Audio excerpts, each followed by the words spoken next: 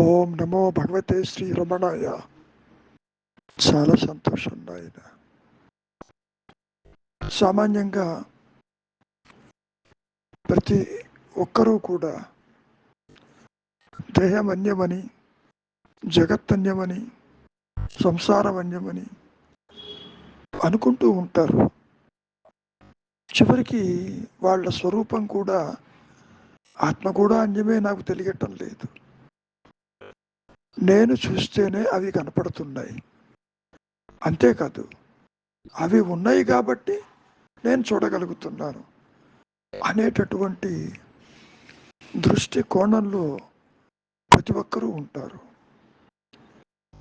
అయితే అట్టి వారిలో కొందరు రమణ మహర్షుల వారి దగ్గరికి వచ్చి, మీరు ఈ జగత్తుని ఏ విధంగా దర్శిస్తారు? మీలో ఒక భాగం అంటారా, లేదా అది విడిగా ఉందంటారా, అసలు లేదంటారా? ఈ ప్రపంచం వైపుకి, అంటే మీ దేహము జగత్తు రెండు ఒకటే కదా.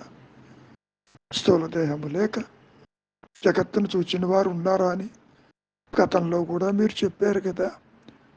మీరు ఏ విధంగా మీ దృష్టికోణంలో ఈ జగత్తు ఏ విధంగా ఉంటుంది, చూస్తారు అనేటటువంటి జిజ్ఞాసతో కూడిన ప్రశ్న వేశారు. దానికి మహర్షుల వారు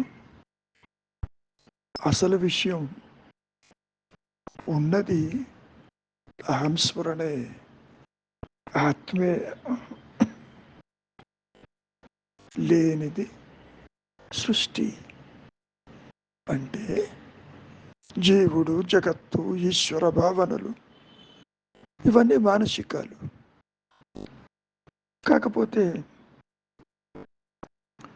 దేహాత్మ బుద్ధి వల్ల నీకు ఇవన్నీ కూడా వికల్పాలు కనిపిస్తాయి, అన్యత్వం కనిపిస్తుంది, వేరు భావనలు ఏర్పడతాయి. ఇక్కడ ఇటువంటి డిఫరెన్షియేషను మూడు రకాలుగా మనం దీన్ని తీసుకోవచ్చు. సజాతీయమని, విజాతీయమని, జాతి భేమేమీ లేదని. ఇవన్నీ కూడా ఎన్ని రకాలుగా చెప్పుకున్నా ఇది పూర్తిగా అంతర్గతము, స్వగతము. ఒక విషయాన్ని మీరు బాగా గుర్తుపెట్టుకోండి. ఎప్పుడైనా సరే దేహము కానీ, జగత్తు కానీ, సంసారము కానీ, ఇతరులు కానీ వచ్చి వారున్నట్టు మీకు చెప్పారా? లేదు కదా. ఈ జగత్తు ఉన్నదో లేదో ఎవరికి తెలుసు? అది ఏమన్నా చెప్పిందా ఉన్నట్టు? అంతేకాదు, నువ్వు చూసే ఈ చరాచర సృష్టి యావత్తు ఆత్మ వంటిది కాదు, మరొక ఆత్మ కూడా కాదు. పోనీ ఆత్మకి భిన్నంగా అదేమైనా నిలిచి ప్రకాశిస్తుందా? అది కాదు.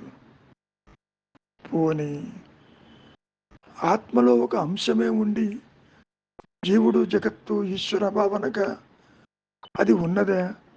అది లేదు. అంటే లేనిది ఉన్నట్టుగా నీకు కనిపిస్తుంది, ఒక స్వప్నములో చూచినట్లు. నువ్వు అనుకోవచ్చు, ఇదంతా కూడా ఆత్మలో ప్రతిబింబిస్తుందా? అయితే ఇక్కడ ఏ ప్రతిబింబానికైనా సరే ఒక విషయం ఉండాలి. కానీ అహంస్మరణకి ఉన్నానన్న ఎరుకకి మరక్కడ ఏ విభేదాలు లేవే. తనకు తాను తనలోనే స్ఫురణమయంగా అనంతంగా పరిధులు లేక అది ప్రకాశిస్తూ ఉన్న స్థితి ఒకటే ఉంది కదా. ఇక్కడ ఇన్ని చెప్పిన అడిగిన వారి దృష్టికోణం నుంచి ఇంకా మహర్షిని ప్రశ్నిస్తున్నారు. మరైతే మీరు ఇతరులని, దేహాదులని, జగత్తుని చూడరా మీరు? ఇంతకీ భగవాన్ అంటే మీ ఊహ ఏమిటి? సరే, నువ్వు అనుకోవచ్చు, నాకంటే పరిణతం చెందిన ఒక జీవి, ఒక ఇండివిజువల్. అంతవరకు దేనికి? నీ జీవుడు నీకు అర్థమైతే ఇతర జీవుడు నీకు అర్థమవుతాడు. దాన్ని అర్థం చేసుకోకుండా నాలాగే ఇతరులు ఉన్నారు అని నీవు భావించినంత కాలము నీకు ఎంత చెప్పినా అది నిరుపయోగమే కదా. నీవు సత్యం తెలుసుకోవటానికి వచ్చావు కాబట్టి కొంతవరకు నీవు వాదనలో దిగక తప్పదు. సరే, కాసేపు ఇవన్నీ కూడా మనం పక్కకు పెడదాం. కాసేపు నీవు నిద్రపోయావు. నిద్రపోతున్నప్పుడు మరి నీ దేహం కానీ, నీ జగత్తు కానీ, నీ సంసారం కానీ, నీ బాధ్యతలు కానీ, మరి నీ కర్తృత్వం కానీ, ఇవన్నీ ఏమైనాయి? పొర్రపాటునైనా వీటిని గురించి నీవు స్మరించావా? పోనీ నీకేదన్నా ఒక దేహం ఉందని, అది అక్కడో ఉన్నదని మరి అక్కడైనా భావించావా నువ్వు? కనుక అటువంటిది ఏదీ నీకు లేదుగా. ఎప్పుడైతే దేహభావం నీకు కలగలేదో దానికి సంబంధించినటువంటి బంధము లేదుగా, బంధించే వస్తువు లేవి. అంతవరకు దేనికి బంధించేవాడేడి? బంధింపబడివాడు కూడా లేడుగా. ఇవన్నీ కూడా నువ్వు ఎక్కడ చూస్తున్నావు? ఇదిగో ఈ జాగ్రత్త అవస్థలోనే చూస్తున్నావు. ఒక పంచి ఎవరు చూస్తున్నారో విచారించు. నేను చూస్తున్నామంటావు, లేదా నా మనస్సు అంటావు. మంచిది, ఆ మనస్సును గమనించు. అర్థమవుతుందా చెప్పింది? నీవు దానికి దూరంగా ఉండాలి. నీవు మనస్సువు కాదు.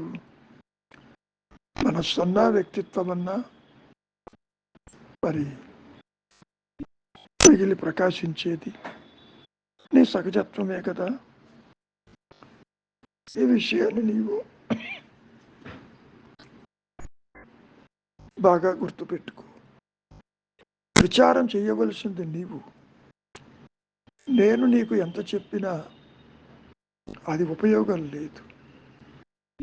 ముందు నీవు దేహమేమో చూడు, మనస్సేమో చూడు, ఇంద్రియాలేమో చూడు. కాసేపు నిద్రపోతేనే ఈ జాగ్రత్త అవస్థలో ఉన్నవన్నీ ఎగిరిపోతున్నాయి, ఏదీ లేవే. అయినా నీవు ఉన్నావు కదా. ఆ స్థితిని ముందు నీవు అనుభవంలోకి తెచ్చుకో. ఆ తర్వాత ప్రశ్నించటానికి ఎంతో సమయం ఉంటుంది. నేను నీకు ఎంత చెప్పినా అది నీకు మింగుడు పడదు. మంచిది, మౌనమే నీ సహజత్వం.